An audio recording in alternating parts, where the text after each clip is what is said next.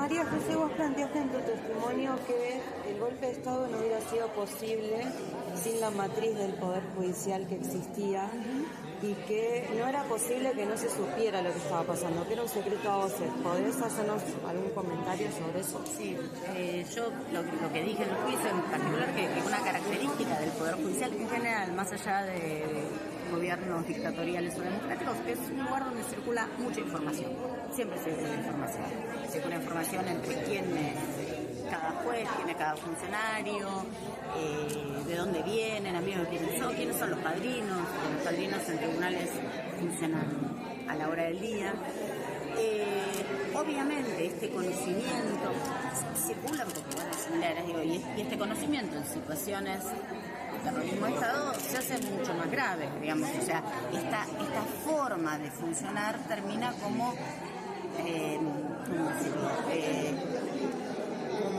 cooptando otras cuestiones mucho más graves, que es si sos el hijo de o el amigo de. Entonces, en ese punto, es muy difícil, si no imposible, decir que en tribunales se desconocía la existencia de desaparecidos. Si vos ves que tenés una cantidad de presentaciones de habeas corpus donde se está reclamando por personas que desaparecieron, y aparte no es que desaparecieron en el aire, la descripción del habeas corpus es: vinieron fuerzas del ejército, los secuestraron a la noche, no podés decir que no ocurrió. Eso funcionaba como un secreto a voces. En los casos donde había morgues judiciales, el universo de los cuerpos que entraban a las morgues judiciales se había modificado. En el caso de Buenos Aires, por ejemplo, de repente empezaron a entrar cuerpos de chicos jóvenes, mujeres,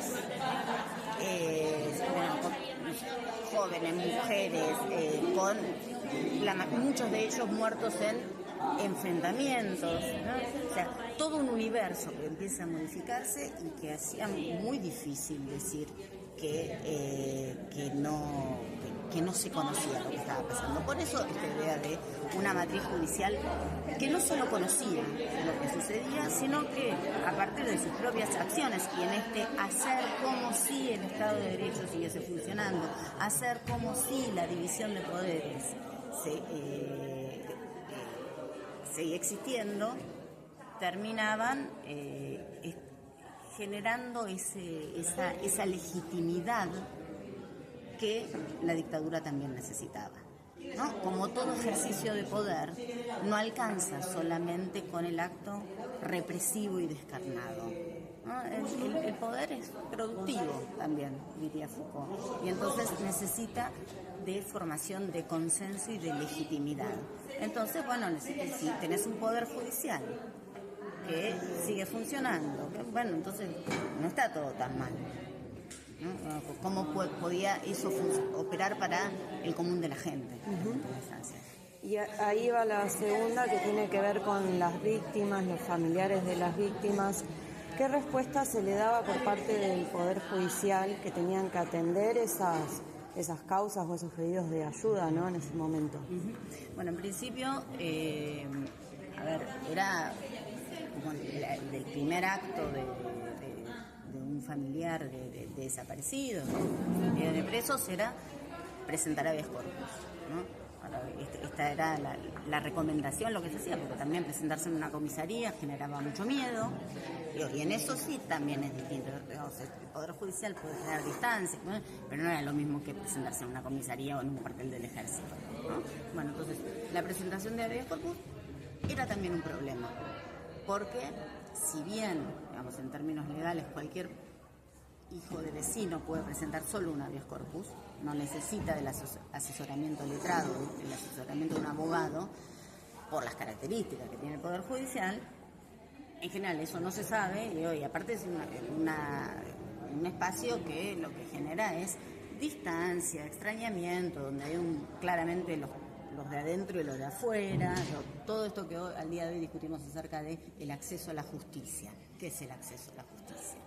El acceso a la justicia tiene que ver con una institución que además es sumamente cortesana, ¿no?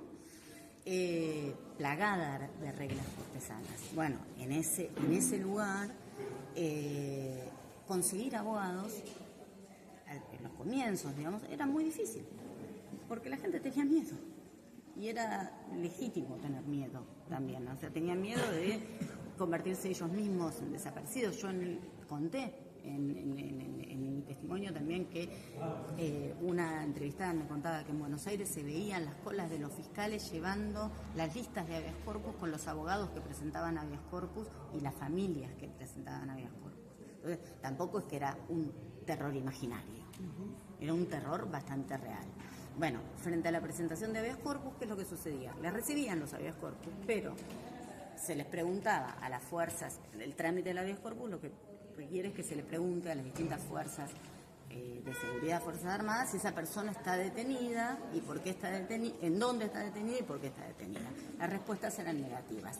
Frente a esas respuestas negativas, los habeas corpus eran rechazados. Por esto esta aclaración de rechazar el habeas corpus no es que no te lo tomaban, pero ante las respuestas negativas lo rechazaban.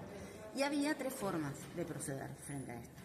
Una posibilidad era, que era la mayoría, en Ciudad de Buenos Aires, la mayoría de los casos era rechazar el habeas corpus y archivarlo, ¿no? Quedaba ahí arrumbado un papel más en el juzgado. Otros lo que hacían era extraer los testimonios y decir, bueno, si esta persona no está detenida por fuerzas de seguridad, bueno, alguien lo está privando ilegítimamente de la libertad. Hay que investigar, hay un delito, hay que investigarlo. Y esto no quería decir necesariamente que hiciesen algo. A lo mejor terminaba como el habeas corpus. Bueno, no, y terminaba esa causa archivada o sobreseída, ¿no? Y después estaban otros que lo que hacían era cobrar las costas. En realidad, los habeas corpus plantean el cobro de costas, ¿no? Esto no es algo que se haga siempre. O sea, el tema es los que ejecutaban las costas. O sea, les cobraban a las familias por el servicio de justicia que no habían recibido, ¿no? Y esto marca como posiciones, en esos casos era gente particularmente, en mis trabajos digo que son los orgánicos, los que tenían en general una coincidencia política e ideológica expresa con la dictadura del 76. Respecto de esto, la defensa preguntó si los habeas corpus lo presentaban los familiares también para establecer una estrategia y respondiste que no, digamos, de una estrategia de preservación de pruebas. Yo lo respondí, yo no puedo hablar por todo el país, obviamente. La antropología, si algo tiene, es este trabajo local, ¿no? Bueno, a ver, en Ciudad de Buenos Aires funcionaba de esta manera. Yo creo que era como el primer paso que tenían los familiares para hacer algo por sus desaparecidos. Yo creo que esto también se va transformando en el tiempo, de alguna manera. Una cosa eran los primeros años de la dictadura, con los primeros desaparecidos, y otra cosa fue, bueno, con el correr del tiempo, con la experiencia que se va adquiriendo también en este activismo de los derechos humanos.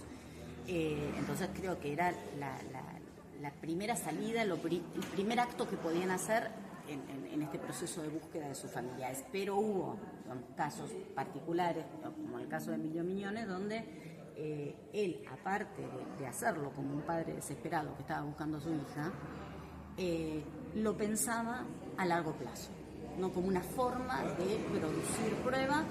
Yo no lo puedo creer, o sea, cada vez que lo pienso digo, o sea, él no sabía que el juicio de la Junta se iba a hacer, él no sabía que iba a haber juicios de lesa humanidad. Sin embargo, tuvo esa cabeza fría, digamos, o esa cabeza visionaria para poder hacerlo. Yo no dudo que Emilio Miñones, no digo que haya sido el único, creo que deben haber sido varios más. Pero las primeras presentaciones fueron por desesperación y no por una búsqueda de prueba, eso es lo que sí, claramente fue por una desesperación. Bueno, muchas gracias.